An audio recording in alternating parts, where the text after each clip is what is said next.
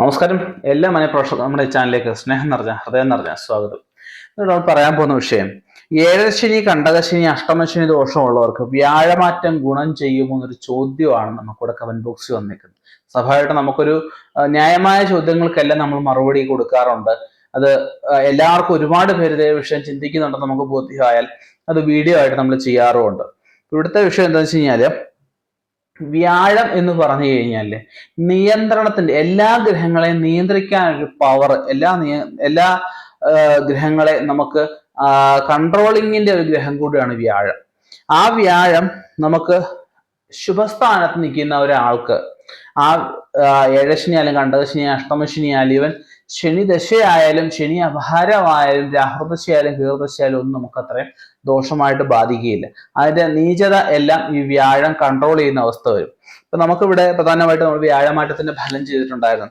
അതിനകത്ത് കർക്കിടകക്കൂറും എല്ലാവരും ചോദിച്ചു.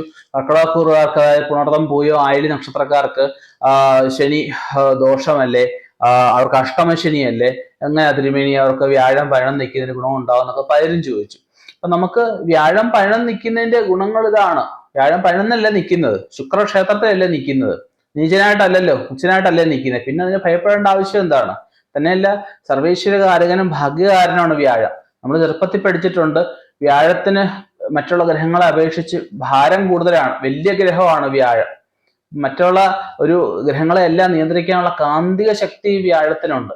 അതുകൊണ്ട് ആ ശനിയുടെ നീചദൃഷ്ടിയൊന്നും നമുക്കത് ബാധിക്കില്ല, ഒന്നും പേടിക്കേണ്ട ആവശ്യമില്ല.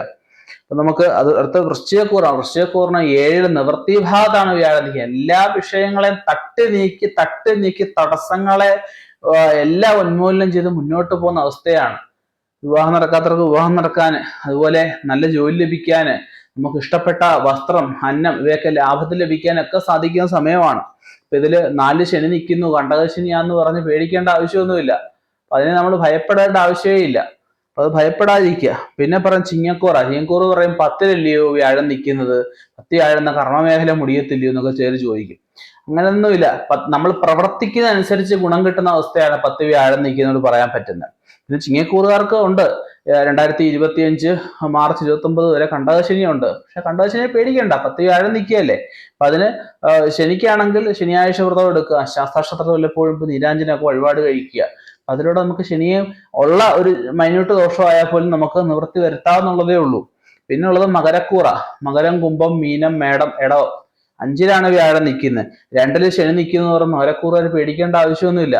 അപ്പൊ അവര് പറഞ്ഞ പോലെ തന്നെ മഹാവിഷ്ണുവിനെ കൂടുതലായിട്ട് ഭജിക്കുക, ശാസ്താവിനെ ഭജിക്കുക.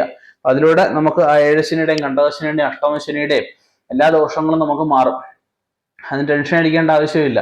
നമുക്ക് ആലോചിച്ച് കഴിഞ്ഞാൽ അന്തമില്ല, ആലോചിച്ചില്ലേ കുന്തമില്ല എന്ന് പറയും. പക്ഷെ ആലോചിക്കണം, ആവശ്യങ്ങൾക്ക് ആലോചിക്കണം. ഈ ഒരുപാട് നമ്മൾ കടന്ന് ചിന്തിക്കുന്നത് നമുക്ക് ടെൻഷൻ കൂട്ടത്തേ ഉള്ളൂ. നമുക്ക് ടെൻഷൻ ഫ്രീ ആയിട്ട് നമുക്ക് ജീവിക്കുക. നമുക്ക് സമാധാനം, സ്വസ്ഥത എന്ന് പറഞ്ഞു കഴിഞ്ഞാൽ ഭഗവാൻ അനുഗ്രഹം കൊണ്ടോ കിട്ടും. നമ്മൾ പക്ഷെ നമ്മുടെ മനസ്സ് ബാധയാവാതിരിക്കുക. അപ്പോൾ ഇനിയും ഇതുപോലെയുള്ള വ്യത്യസ്തമായ വിഷയങ്ങളുമായിട്ട് നമുക്ക് കണ്ടുമുട്ടാം. നിർത്തുന്നു. നന്ദി, നമസ്കാരം.